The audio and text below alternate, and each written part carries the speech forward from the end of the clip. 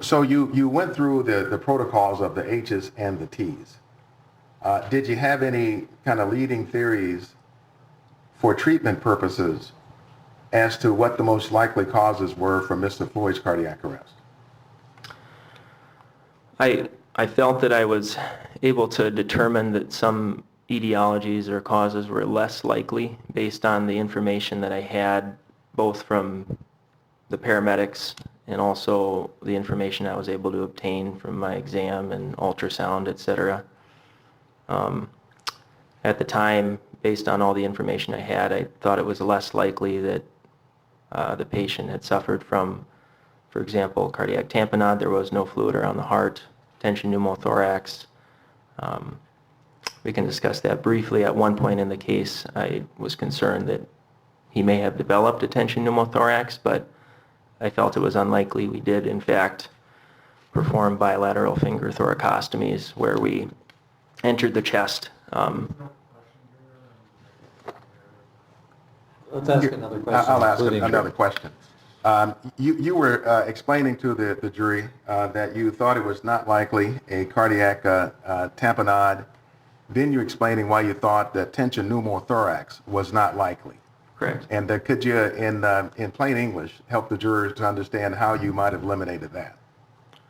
We essentially used a scalpel to cut into the chest and create a hole between the chest and the potential space around the lungs.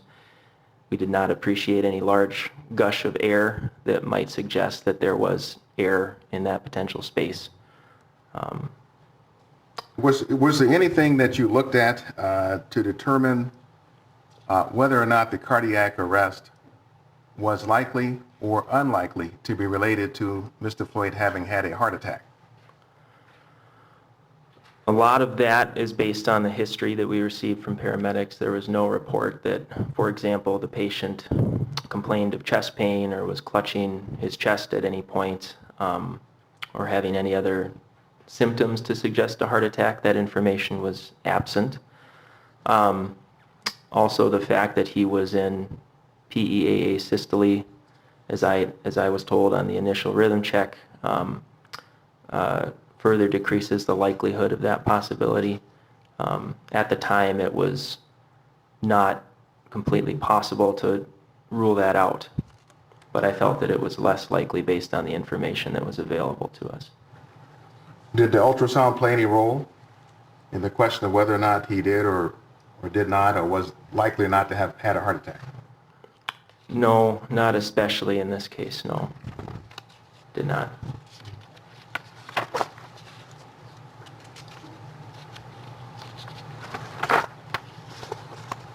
Did you consider the possibility of toxins, for example, being responsible for Mr. Floyd's cardiac arrest, including potentially drugs? In the sense that it might have informed our care, yes. There was, again, no report that this patient had, for example, overdosed on a specific medication such as calcium channel blocker or any other medication for which there might be a very specific antidote. And so in that sense, I didn't feel that there was a specific toxin that we could give a medication for that would readily reverse his arrest. And what about then hypoxia? So hypoxia being, again, one of the most common causes of PEAA asystole just in general, I did then, as I'd mentioned, use the ultrasound to look in the abdomen and did not see any evidence of hemorrhage. There was no obvious significant external trauma that would have suggested that he suffered anything that could produce bleeding sufficient to lead to a cardiac arrest. And so, based on the history that was available to me, I felt that hypoxia was one of the more likely possibilities. And hypoxia as an explanation for his cardiac arrest, meaning oxygen insufficiency. Correct. Did you have any other leading theories as to why Mr. Floyd's heart may have stopped other than oxygen deficiency? Yes, I also considered an acidosis. In particular, excited delirium, which is a controversial diagnosis, but it was in the differential in this case. And were you able to make any assessments about so-called excited delirium based on your examination of Mr. Floyd? Again, the patient had been in cardiac arrest for 30 minutes. It can be difficult based on the examination. Certainly there was no report that the patient was ever very sweaty, which is often the case when thinking about excited delirium. There was no report that the patient had ever been, that Mr. Floyd had ever been extremely agitated.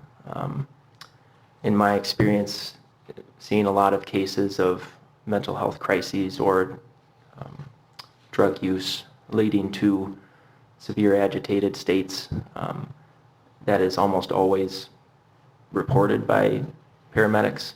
And so the absence of that information was telling, and that I didn't have any reason to believe that that was the case here. So how long was Mr. Floyd in your care in the emergency department? Approximately 30 minutes. And at the end of the 30 minutes, did you pronounce him formally dead? Yes.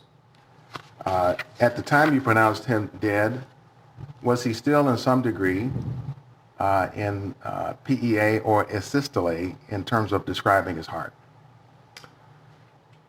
I think it's probably best to think of these as sort of a spectrum where PEA is some degree of electrical activity still running through the heart, but the heart's not pumping.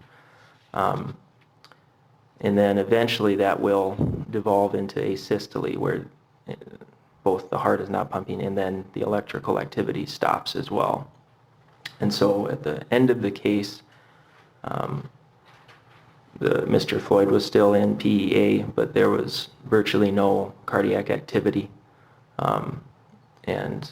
And at that point, in the absence of any apparent reversible cause, and because Mr. Floyd had been in arrest for, by this time, 60 minutes, I determined that the likelihood of any meaningful outcome was far below 1%, and that we would not be able to resuscitate Mr. Floyd, and so I then pronounced him dead.